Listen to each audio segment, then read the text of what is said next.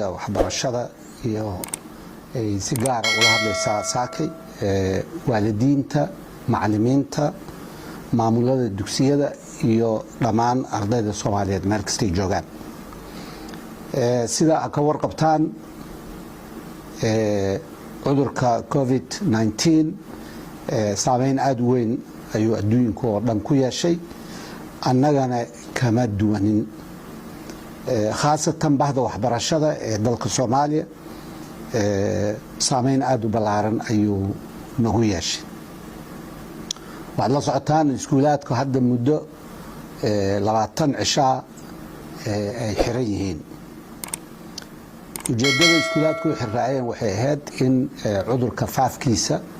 inta uusan soo gaarinba laga tawaashaysto oo sida takhaatiirta adduunka ay noo sheegeen waxa uu horeeyo hadda lagula dagaalamo uu yahay in muxuu ahaa foojignaantana la kordhiyo muxuu ahaa kala fogaanta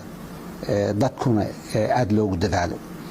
taas ayaa waxaa keentay bishii hadda la soo dhaafay 19keeda laga soo bilaabay in iskuulaadkii ay xiraayeen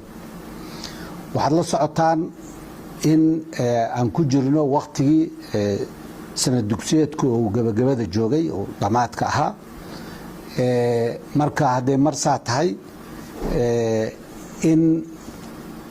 waxaad sanad dugsiyeedku qaabku ku dhammaanayo ay ardayda iyo waalidiinta iyo macallimiinta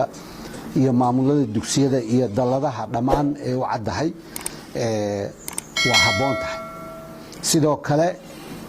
mar haddaan la ogeyn inta ay qaadanayso in muxuu ahaa cudurkan la dagaalankiisu ee adduunka ku qaadanaysa mar haddaan la ogeyn in aan ka tashanno waxa laga yeelayo sanadka soo socda iyadana waa dow